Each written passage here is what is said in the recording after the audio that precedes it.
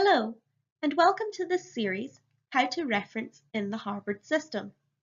In this first episode, we are going to be looking at what is in-text referencing and how to do it correctly. This may be the first time that you've been asked to write an academic essay that includes references. At first, this can seem a bit daunting, but in this video series, we're going to take a look at the process. By the end of the series, you will have all the tools you need to correctly insert and format your in-text references and bibliography using the Harvard referencing system. In this lesson, we are going to focus on in-text referencing.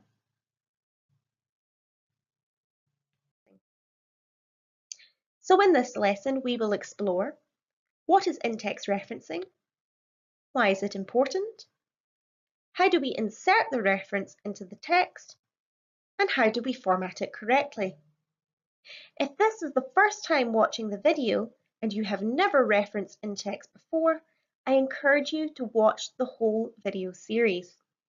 I've also put timestamps on each video so that you can jump to the specific section you need if you are just looking for a refresher. The first question you might have is, what is in-text referencing? Well, to answer this question, I should highlight that in-text referencing is the first part of a two-part system. In the body of your essay, whenever you are quoting or paraphrasing a source in text, a reference should appear. Basically, whenever an idea appears in the body of your essay that's not your own, an in-text reference must be included. We will get into why this is important in a moment. The in-text reference is a fragment of the full citation. It tells your reader that the idea has come from elsewhere, giving them the option of looking at that source for context later. The second part of the system is the bibliography.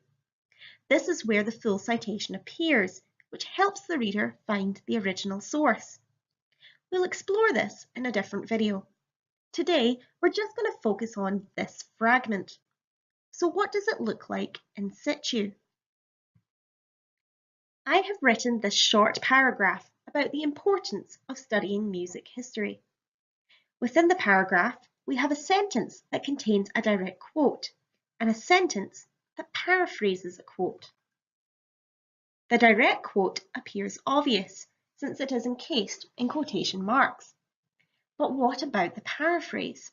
If I didn't include the reference, how would anyone know this idea has come from elsewhere? For both, an in-text reference needs to be included so that my reader knows where the quote and the paraphrase originally came from. Apart from it being a requirement of your assignment, it is very important that in-text references are included. First of all, it informs your reader, or rather your marker, where the information you are including in your essay has come from. For example, if you are writing an essay about Mozart and you had to look up where the first performance of one of his operas took place, where you found that information should appear as an in-text reference. That doesn't mean you cannot include your own ideas.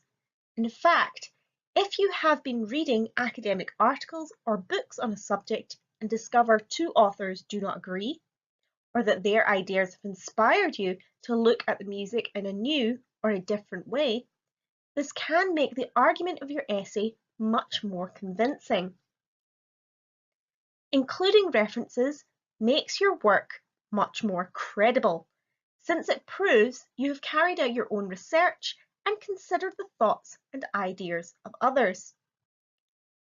By including academic sources, that is articles and/or books written by trained scholars, the reader or marker will be aware that those scholars have considered the thoughts and ideas of others as well. If the source you are reading includes in-text references, this is one sign that it is a credible source. So why should we consider the thoughts and ideas of others?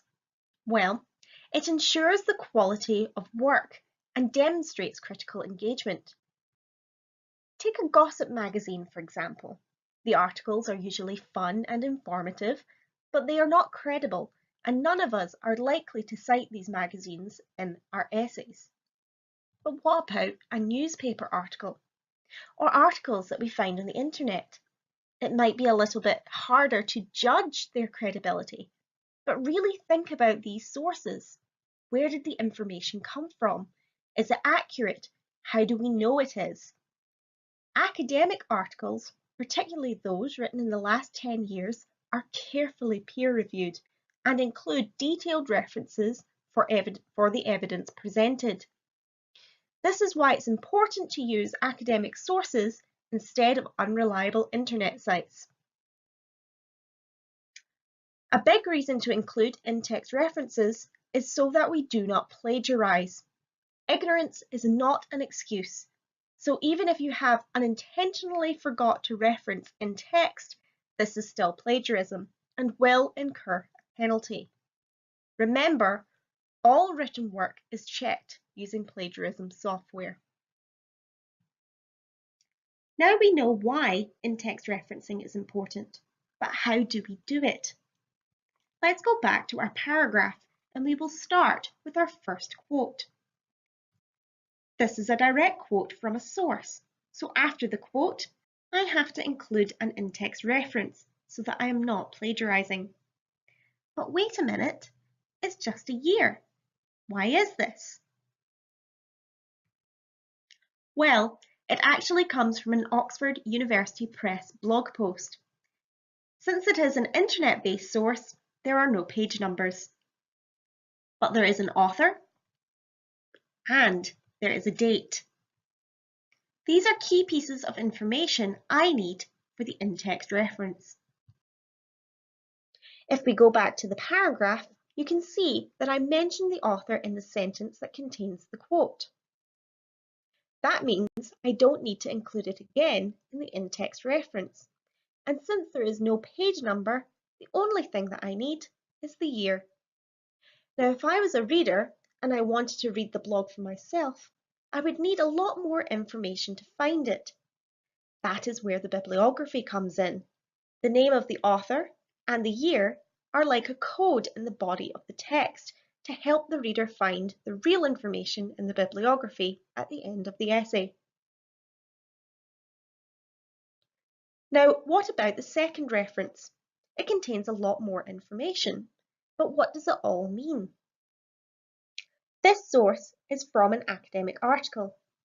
Within the article, we also have an author and the title for the article, but additional information appears about the journal the article is published in, the volume, issue number, and year of publication. This article also has page numbers. Most of the information will appear in the bibliography. Don't worry if you are unsure about what information to include in the bibliography or how to format it. We will look at this in a different video. In the body of the essay, there are 3 key things we need to include in this type of in-text reference: the surname of the author, the year of publication, and the page number the quote or paraphrase appears. Let's pay attention to the format of the reference. First of all, the in-text reference should be contained within brackets so that it is clear it is an in-text reference.